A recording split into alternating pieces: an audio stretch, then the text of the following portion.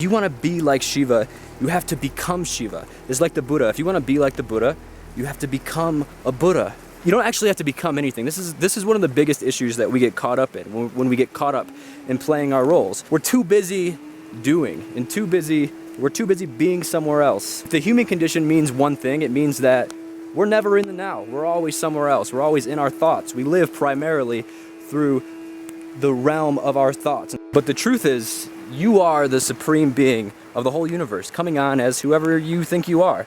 You're playing this sort of game, you could say. It's not even some hippie woohoo babble when people say that you are one with everything. You are literally one with everything. You are one with God. And in that, you hold that divine essence. You are the divine essence of everything because you are one with everything. You aren't separate from any of this, no matter how much you want to try to convince yourself of it. Tatvamasi, this means you are it. I'm hoping that this can make a little bit of sense by the end of this video. So, to become something takes action. This is what karma means. Karma means action. You know when people say stuff like, girl, don't be getting caught up in that person's karma? I actually don't know if people say that. Do people say that? If we're always too busy trying to become something, this is how we get caught up in the loop of karma and how we get caught up in the cycle of death and rebirth. This is the basic reincarnation idea in Hinduism. Look at these wild weed plants that just grow all over the place here. They say that as long as we are in the awareness of being an individual, as long as we're in the awareness of the ego, basically, then we're always going to need to take a body, because with the ego comes things like desire, and with desire you need a body to fulfill that.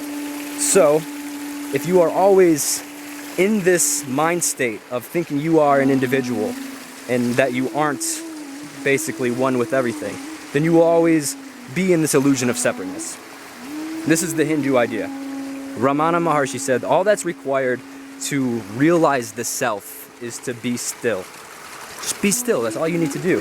Stop trying to become, be still. Be what you are. You don't have to try to become anything to be the self, to be who you truly are. This is what the self means. The self doesn't mean like Dakota or whatever symbol you have given yourself or you think you are. Self is the real you, the real deep down you that is pushed underneath, hidden beneath all of these symbols that we give ourselves. There are a lot of practices for us to get in touch with this primordial place within ourselves, and I'd like to share my understanding of a few of them with you. Bhakti, for example. Bhakti is the path of devotion. Ramakrishna spoke of God like water. I'm going to put a voiceover right here just so I don't mess up the quote. It's worth me not messing up. Ramakrishna spoke of God in a manifested form as an ice sculpture, which is like the personal aspect of God that can be worshipped personally. You can cling to this ice sculpture with your heartfelt devotion, but the heat of your passionate love for your beloved can produce a surprising result. The ice sculpture can melt and become water.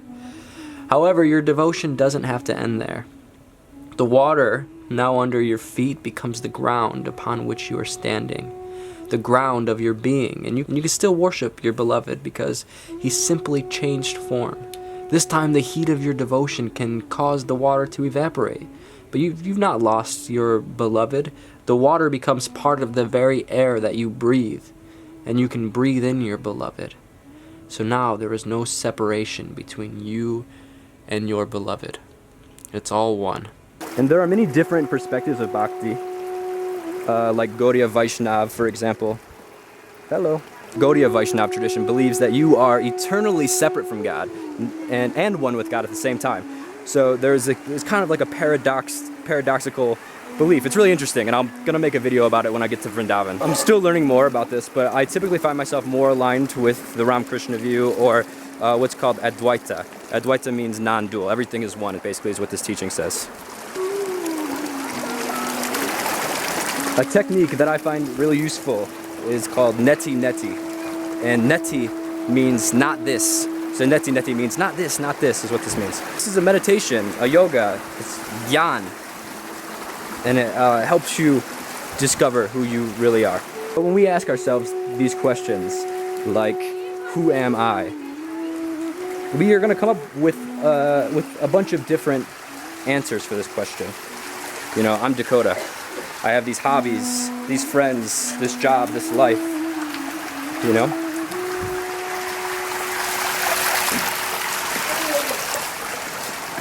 This is the answer a lot of us come up with. We're like, this is who I am. Obviously, this is who I am, you know? Because I'm living it. But through this practice of neti, we can learn that these are just happenings. These aren't who you are. These are things that are happening to you, if that makes sense. So not this, not this. I'm not my hobbies. I'm not my name.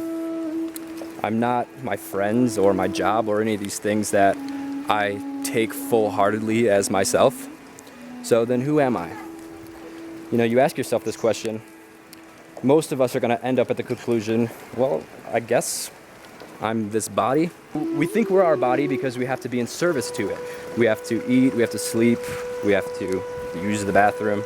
We have all these things. So it's a natural conclusion for us to come to this conclusion that we are the body. But again, eating, sleeping, using the bathroom, these are all just happenings that are happening to you. These are not you. If I were to take a big sword and cut off your arms and cut off your legs and throw them somewhere, you're not wherever I throw your body parts. You're still the awareness that is witnessing this happen to your body. Does this make sense? Think of it this way. Think of it like a movie being projected onto a screen. So the whole universe can start and end on this screen, but the screen remains the same. It remains untorn and undisturbed by all of these happenings. This is who you are. This is consciousness. This is consciousness. This is Shiva or Buddha. This is who you are. You are the witness of your body. You are the witness of your life. You are not these things that are happening. You're the witness of it. You're not the drama, baby. You're the Rama. So eventually, you're going to come to a place in your meditation where you're just like, I have no idea. I don't know who I am. And this is a really good place to be because you aren't anybody. That's what it comes down to. You're nobody. You don't exist. And but at the same time, by being nothing, you are everything. So it's a paradox. If you examine reality without the judgment of your ego or without being attached to language, then there are no things in reality. There's only words that we use as symbols to describe things. Alan Watts has a good quote. He says, "Don't confuse reality with how you describe it."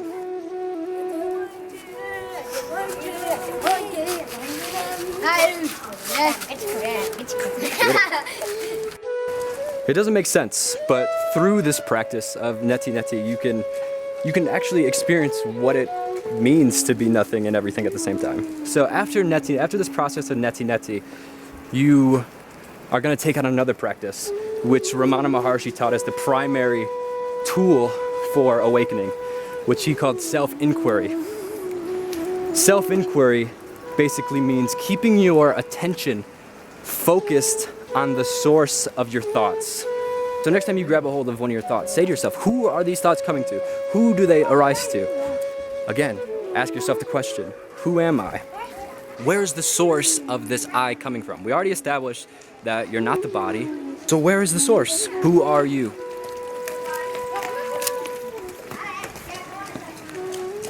And this takes us back to being the witness. This body is a conduit for consciousness to be theatrical, to act out a drama. The Native Americans called it the Great Spirit. So this is who we are beyond everything. We are pure awareness. We are pure witness consciousness. We aren't any of these temporary happenings. Any of these things that are happening that are temporary, they can't be you. So the source of this I, where all these thoughts are springing out of, is existence itself. It's not dependent on any body or any temporary manifestation. Being itself, limitless. Maharshi said that reality must always be real. It doesn't come with names or forms. That which underlies all these is the real reality. Look at all these little freaks.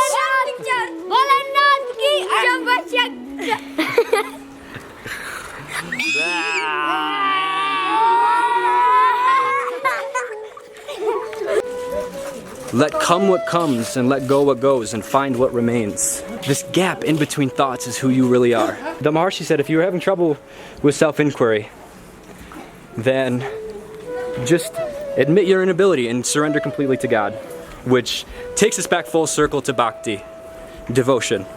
The paradox between all of these different practices is that they're all just different paths on the same mountain of self-realization. They're all leading you to this peak of self-discovery. Well, I don't know. That was all.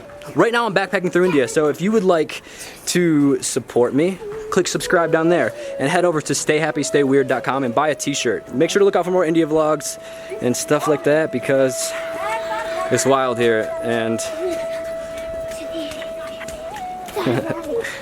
I love you guys. Subscribe. Om.